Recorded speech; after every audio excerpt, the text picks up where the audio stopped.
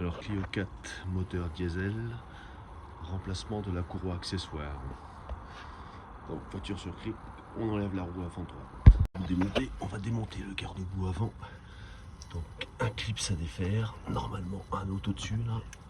Et puis là, un ici, un autre ici. Et il y en a un autre tout au fond là derrière. Hop. Hop, il est donc là au fond, ici. Voilà. Et on va avoir également une vis T20. Torx T20. Donc en dessous là, dans le petit trou à démonter. Pour les clips en plastique, on utilise ce genre d'outil. On glisse la fourchette derrière et on tire dessus. Donc c'est toujours aussi galère à enlever. Là on peut voir le galet tendeur. Et donc là, il va falloir attraper juste au-dessus. Je sais pas si on a aussi là. Juste là. Vis de 16. Donc une douille de 16 et tourner dans le sens horaire pour détendre le galet.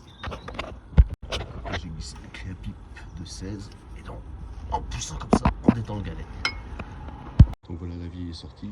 On vérifie les références, que ce soit les mêmes que l'ancienne, et donc on la place dans ce sens-là. Écriture vers soi. Et donc on va commencer, on va l'envoyer la part au-dessus. On va la mettre d'abord sur la poulie alternateur et on va pousser tout le reste en bas. Donc là au-dessus, au niveau de la poulie alternateur, j'ai bloqué avec un gant pour éviter qu'elle saute.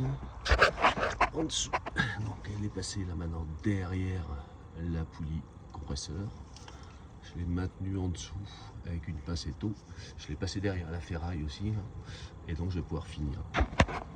Voilà, opération terminée. Donc pour la finir, donc on redétend le tendeur.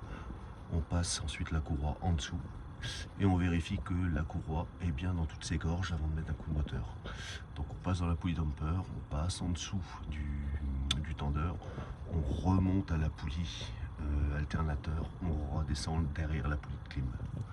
Voilà, avant de tout remonter, on démarre le moteur et on vérifie que la courroie ne saute pas. Le montage du garde-boue, on fait attention que celui-là, on repasse bien par au-dessus de celui qui est resté. La patte là est devant. Il y aura un petit clip qui viendra là. En bas. Donc il n'y aura plus qu'à aller en face. Et ici, on passera entre les deux épaisseurs. Donc juste en dessous, entre les deux épaisseurs. Hop. Voilà, on remet les différents clips. Il ne reste plus qu'à bien les renfoncer. Et on n'oubliera pas la petite vis Torx en dessous.